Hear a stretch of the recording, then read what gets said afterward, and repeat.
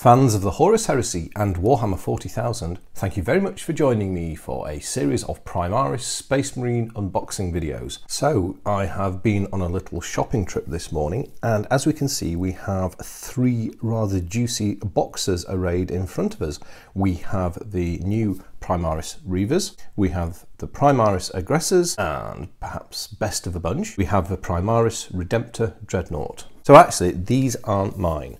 These are actually a mate's, and I've picked them up for him, and he's very kindly agreed to let me rip off the cellophane and open them to do a review and bring a Leakycheese perspective to these new models.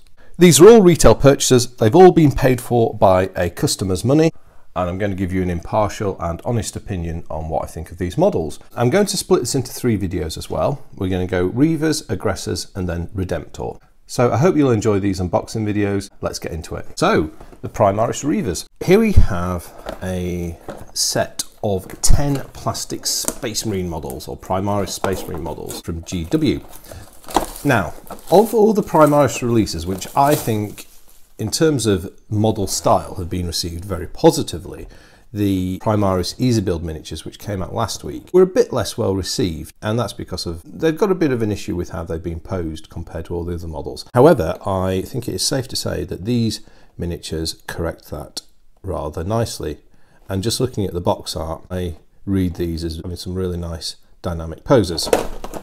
Let's take a quick look at the back. We've got combat knife, heavy bolt pistol, a grapnel launcher. This is going to be the most broken piece of plastic in the Space Marine arsenal. We have a grav chute, which is rather funky and interesting. A bolt carbine, this is going to be a very interesting gun. And a sergeant, so yeah, unusual sort of bump that you get with these. Feels like there's a fair amount of stuff in it, so let's stop procrastinating and dive on in. And ooh, it's a fat box. Or should I say it's a full box.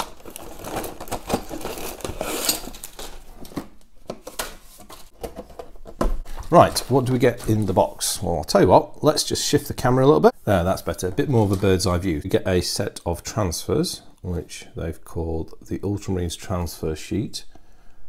Yeah, they are a bit ultramarine-y, but I guess it's a free, well, it's not free, clearly you're paying for it. But I suppose it's a useful addition to get to the set. We get 1, 2, 3, 4 sprues of Reivers, and then a set of 32mm plastic bases. And finally, an instruction booklet. Let's have a look at this instruction booklet.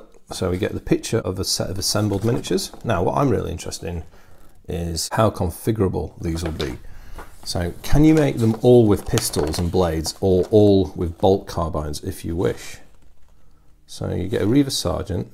So carbine or pistol combo it would appear. Ooh. And then the grav chutes are optional, lots of heads,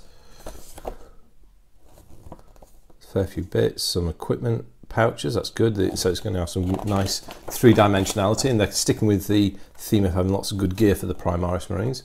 And then get Space Marine Reiver 2. So again, we've got a bolt carbine and blade option.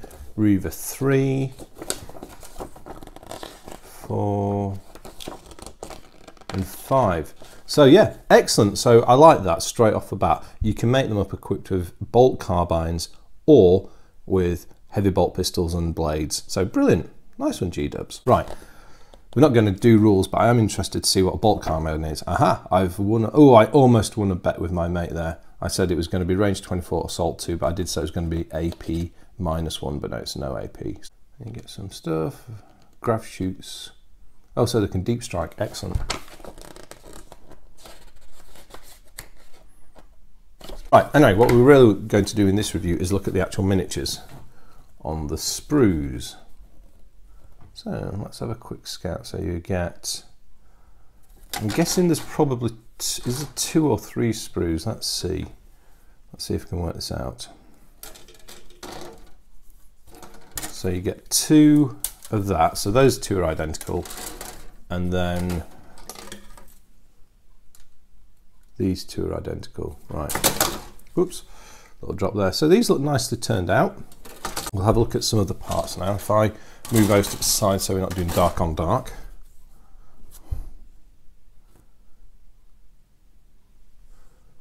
Yeah, very good. So multi-part Reiver models. Now, not fantastically posable, I'm guessing, looking at the way the legs are done. These look like they're done essentially in the same way as the models from the Dark Imperium box sets. They've clearly got a lot more capability and versatility than the Easy Build model. Now, I just want to get a look to see what the mould line finish is on these. Very good. A bit there. So I'm just looking across a few parts. There are some mould lines to remove, but these look good. I mean, what I'm doing is I'm sort of comparing against the A and F sprue from Dark Imperium and the B sprue, which wasn't so well turned out. These are more in the league of A and F.